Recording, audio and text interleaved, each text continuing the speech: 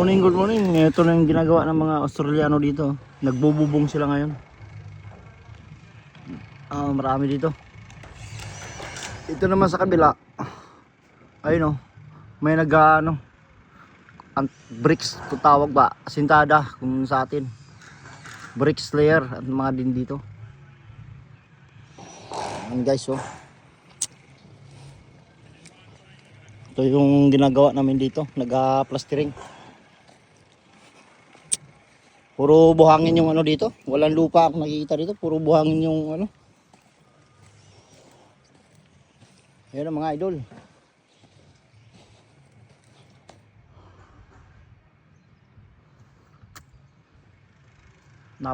Daming trabaho dito.